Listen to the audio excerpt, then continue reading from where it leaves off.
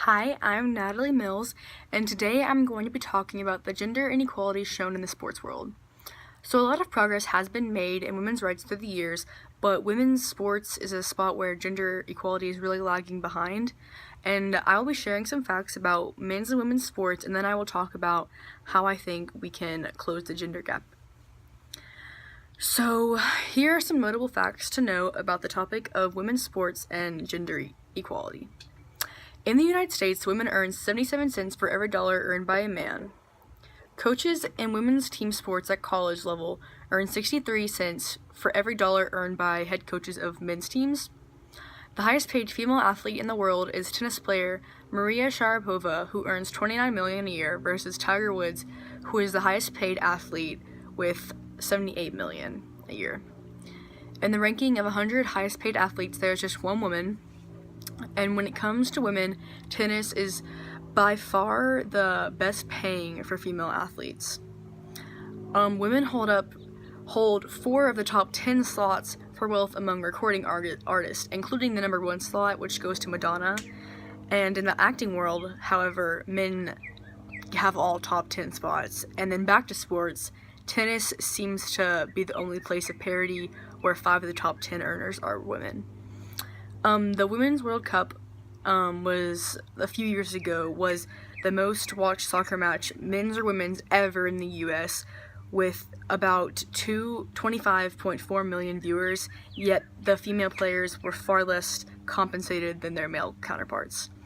Male athletes get 179 million more in athletic scholarships each year than females do, and collegiate institutions spend just 24% of their athletic operating budgets on female sports, as well as just 16% of recruiting budgets and 33% of scholarship budgets on female athletes.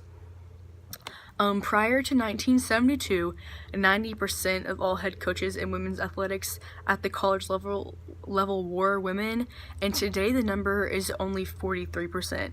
So as the popularity in women's sports has gone up, the coaching has sadly gone down for women, so that is a spot where things could really be picked up. And so even though 40% of all sports participants, including 43% of all scholarship athletes, are women, women's sports still receive only 2 to 4% of all sports coverage. And I've seen other percentages on other websites, but that's just the one that I'm going to stick to today.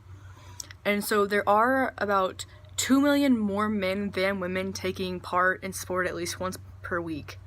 But then again, the number of athletes are 40% for women, so it's a pretty good scale that you can kind of see there. And this is my last and favorite fact. So according to a study, women fake an injury half as much as men do, and when they are rolling around on the ground, they're back up 30 seconds faster than men. And I thought that one was really funny because I play soccer and it's shown a lot in men's soccer, so it's kind of funny. So many people say that women's sports just aren't as exciting as men's, but I think that if women got all the coverage and funding that men did to hype up their games, then people would see them a lot more equally and more exciting. And so my proposition for the equality in sports is to get more male professional athletes involved in spreading the word about the inequality present. There have already been a lot of commercials and ads featuring all women's athletes to promote the gender equality in sports, and that's great. But I think by bringing men and women together to spread the message would make so much more of a difference. Because a true feminist is really about the equality among the sexes and having a world where men and women can just work together as one. So I think by bringing stars together from both sexes to show their support of the movement towards equality will really make a difference worth noticing. So thank you for watching my video. I hope you learned something, and I hope you enjoyed my topic. I am listing all of my sources down below, so thank you for your time. Bye.